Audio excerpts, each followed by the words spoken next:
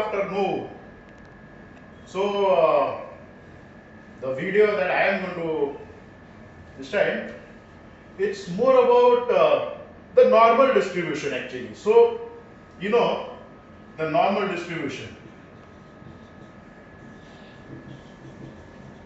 which is even called the Gaussian distribution, normal distribution. Okay. Carl Friedrich Gauss. So this distribution is defined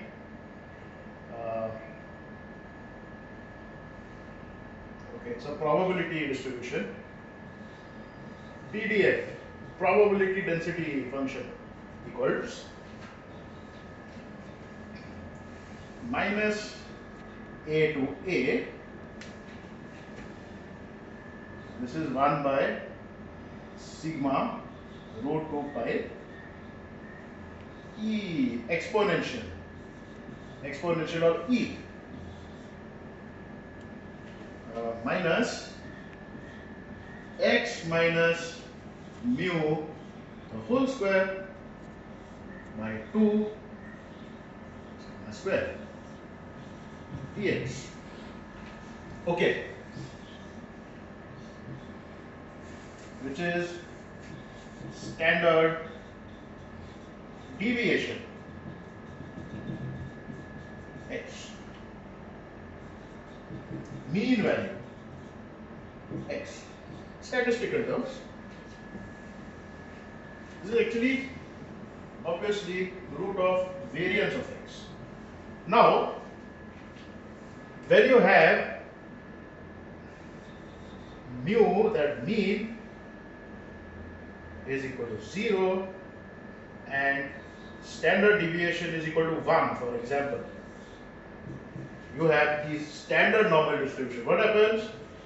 PDF x equal to 1 by, what is this? Sigma is 1 into root 2 pi minus A to A exponent minus, what is mu? 0, x square by 2. 2 into 1 square is 2 dx. This is the standard normal. Standard. Now, how do you evaluate the standard normal distribution, for example? How do you evaluate the standard normal distribution?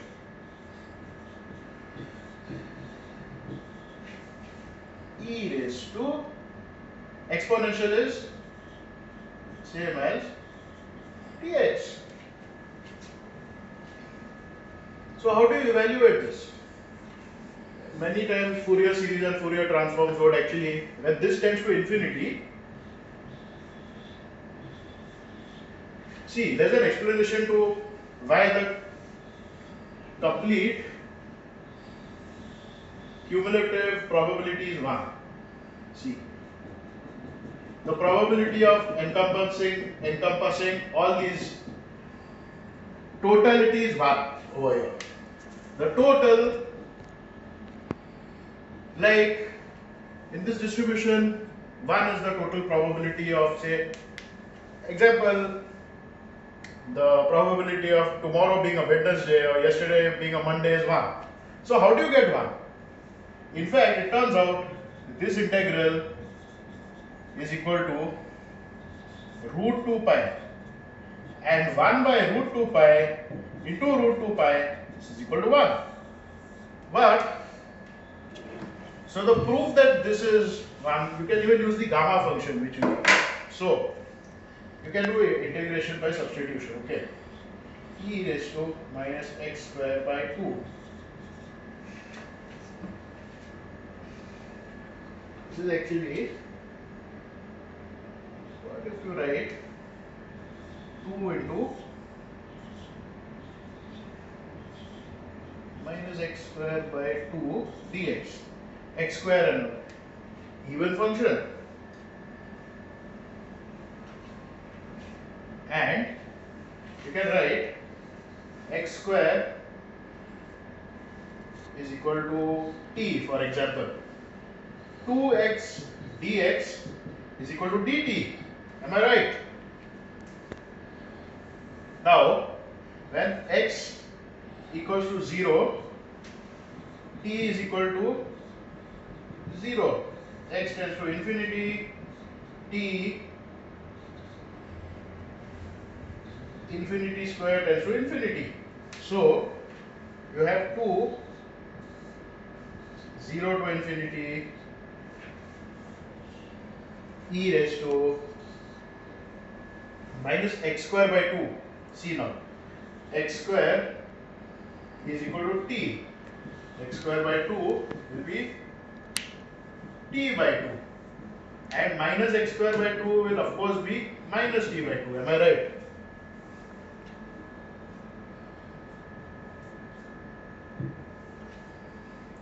Dx dt dt by 2x. Dx is dt by 2x. X square is t, dt by 2 root t. 2 root t. Am I right?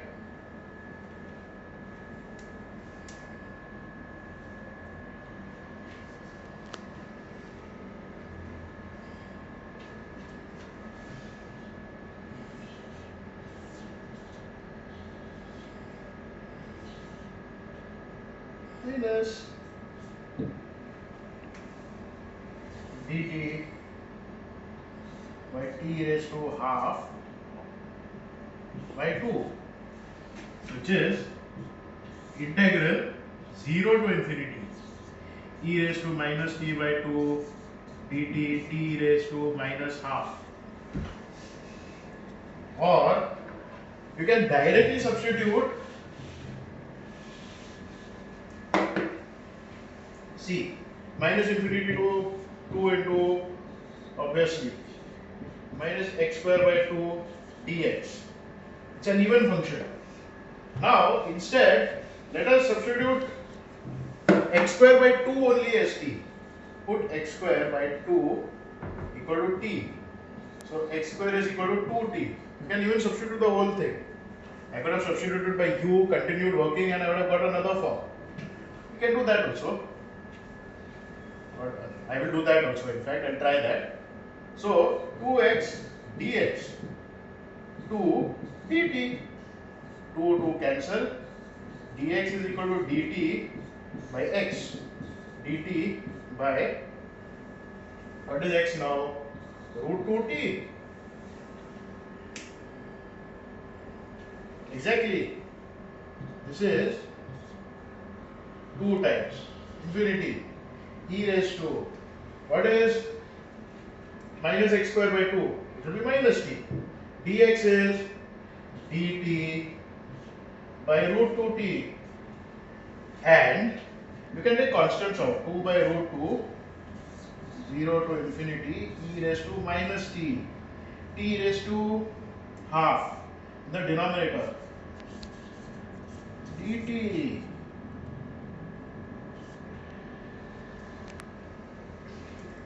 Okay, so this is root 2 times. Now, by definition of gamma function, e raised to minus x, x raised to n minus 1 dx. This is gamma n. Here, this should be gamma e raised to, see, n minus 1 is minus half. Am I right? N is half, gamma half, which is root 2 into root pi, which is root 2 pi. And what is 1 by root 2 pi into root 2 pi equal to 1, which is why it is 1. So the cumulative density works out to be 1. Now, I should even try to work it out by substituting in another manner. Why should I leave that out? Try to see whether I get an answer or not. X3. plus infinity minus infinity. Root 2 pi e raised to minus x square by 2 dx. This is what I have to evaluate. Okay. Now 1 by root 2 pi. I had always said e raised to minus x square by 2 dx. I may have to make two substitutions.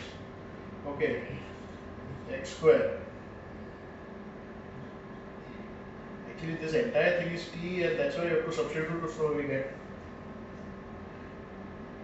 Okay, x square is equal to t. 2x dx is equal to dt. Okay. Yeah. So this is of course root 2 by pi integral e raised to minus x square by 2 dx. What we know? X square by 2 is equal to t. So integral 0 to infinity e raised to minus t dx. Dx is equal to dt by 2x. dt by 2x. X square is t, so this is root t. That's all. This is 0 to infinity e raised to minus t raised to minus half dt by 2.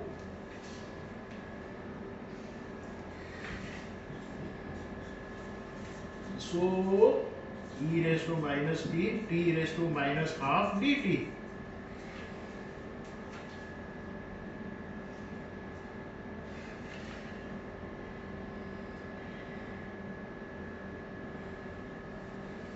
I'm sorry, t by 2, because x square is t by 2 every time. Now what we have? 0 minus t by 2, t raised to minus half. See, it's not e raised to minus t, it is t by 2. Let t by 2 equal to some u. It's another substitution. So t is equal to 2u dt 2 du. Am I right? Obviously, this is 2u. 0 into 2 or 0 by 2. Infinity, infinity. So 0 to infinity is limited. So 2 minus u. Infinity is correct. T raised to half. T is how much? T is equal to 2u raised to minus half now. I'll write it again. See, 0 to infinity e raised to minus u. T is 2u raised to minus half. E raised to this, yeah. U minus half dt. dt is 2 du now. 0 to infinity e raised to minus u. 2 divided by root 2. 2 raised to minus half is 1 by 2 raised to half. U minus half du equal to root 2 infinity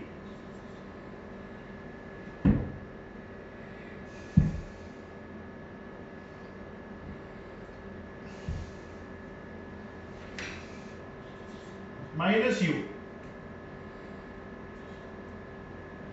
u raised to minus half du, which is root 2 e raised to this gamma of half root 2 root pi. Now here if we substitute root 2 pi divided by 2 equal to root pi by 2.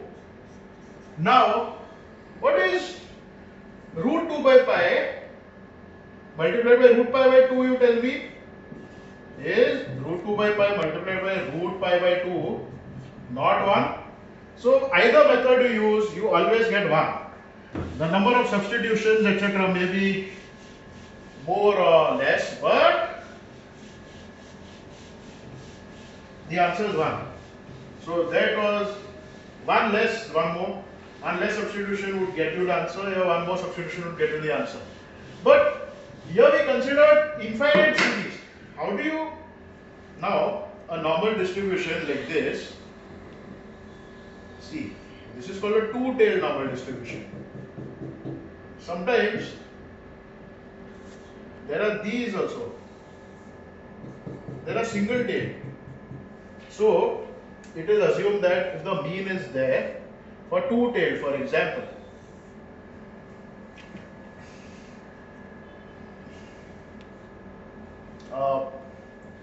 the way you could evaluate minus a to a e raised to minus x square by 2 dx. One way is you can use infinite series expansion.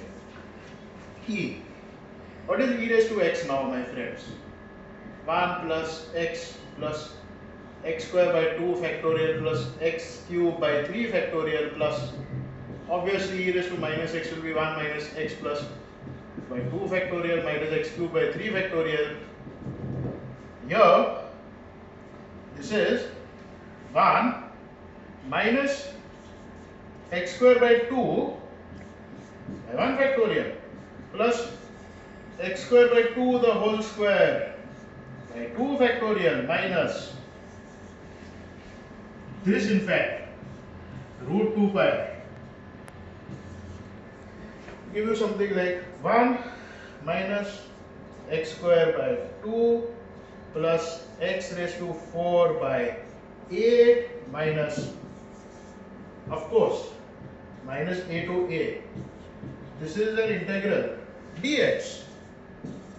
So you can evaluate like this. Integrate each function separately. And you can multiply by 2 also, because it's an even function, e raised to this. So integral of 1 is x, integral of x is x square by 2. You can use that, you can individually evaluate explicitly. And by this method, when you put a is equal to 1, for a two-tailed, you would get, say, this is minus 1 and 1. This value you get as 0.68268. Of course, 1 by 2 pi you have to evaluate. After evaluating the integral separately, this integral has a value.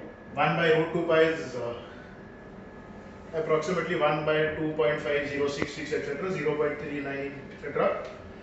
This is for a two-tailed. For a one-tailed, what happens is,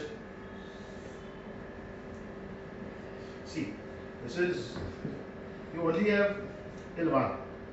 This is not there only. This is infinity. For a two-tailed, it is 0.268. Now, 1 minus 0.68268, 0.31732 for example. This is only 5-digit approximate I've taken. So 1732 divided by 2 equal to 15866. Now 1 minus 5866. So for one-tailed distribution, you get a value of 0.84134 approximately. These are given in the distribution tables. And for two-tailed, you have this 68 point. So 268, 0.68 means a probability of approximately 68%, which is why you have this for sigma equal to 1, approximately 68%, sigma equal to 2, you have to actually evaluate much more, because it comes to 95% approximately, sigma equal to 3, 99.7%. These are all approximate. So the 68, 95, 99.7 is precisely this. And you can obtain and evaluate from this. Thank you so much.